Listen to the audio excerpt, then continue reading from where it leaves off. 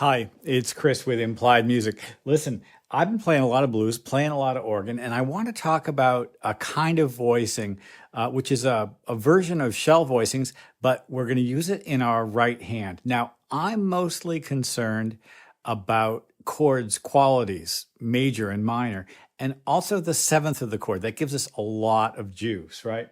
So when you're playing organ, you frequently wind up playing bass. You might not even be able to hear this. It's pretty quiet. So I'm playing single notes in my left hand. I'm kind of busy, right? So I've got to fill in chords and play melody with the right hand. Let me tell you about the approach that I use.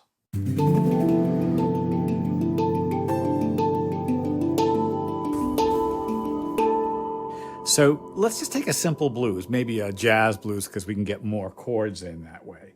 I'm going to play in the key of F because it sort of just happens to fit nicely in the shot. So a typical F7 chord, there's the root, third, fifth, seventh, and ninth. I can't really play all those notes.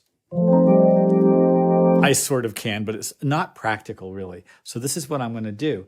I'm going to grab the third and the seventh and add the ninth. That's a very strong sound. Listen to it with a bass.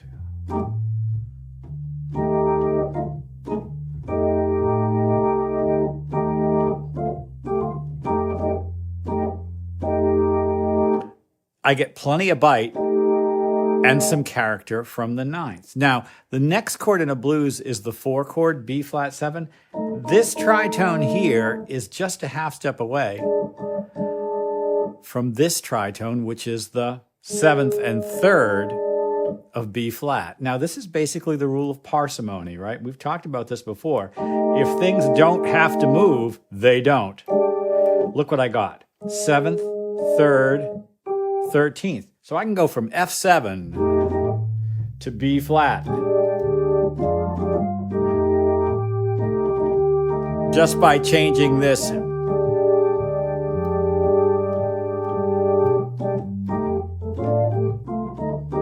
Sweet, right? I'm lazy. I don't want to move around too much. Very cool technique. This was the 3rd and 7th from F7. This was the 3rd and 7th from B flat 7. Okay, so let's go to the 5 chord. This is the 7th and 3rd from C7. C7. B flat F. Now I can make a little melody out of it.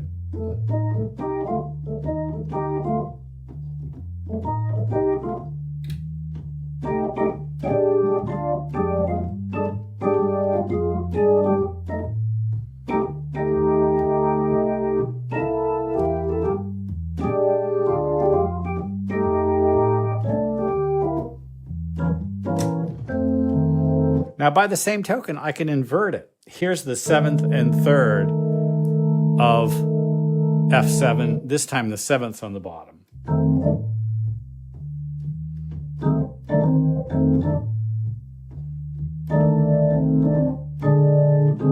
This is the 3rd and 7th of B flat 7. And the C becomes the 9th. And back to F7. That's C7, there's the 9th. And then back to F. Careful use of the 3rds and 7ths, or down here, can get me a lot of juice and is super easy for the right hand. Adding the 9th or the 13th in the voicing lays in nice. Now, you probably noticed my hand was spread out in sort of a 7th chord shape, but it's built around the 3rd or the 7th. Now, if we add extra notes, here's my F7, I'm going to add the C. And when I keep the C and the G and go to B flat 7, I change these two. But these two stay the same. That's a smoking B flat 9, 13 voicing. So I get a really strong sound. F. B flat.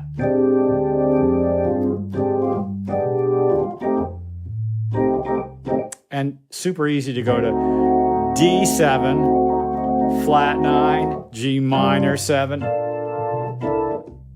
That's C9, 13. 7th, 9, 3rd, 13th.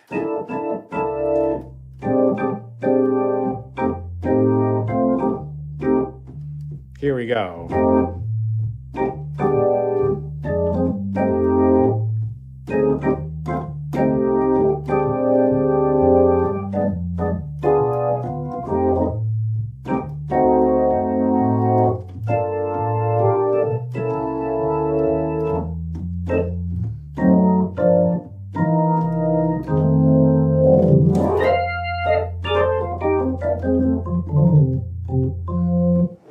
Ooh, I love playing the blues.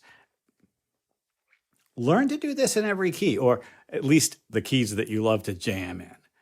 Thirds and sevenths are the foundation of the voicing. And then when you fill things in, sometimes you can just keep the other notes and change the third and the seventh, and you get plenty of juicy extensions. Well, I hope this has been useful. Like and subscribe and ding that bell for more keyboard tips. See you next time.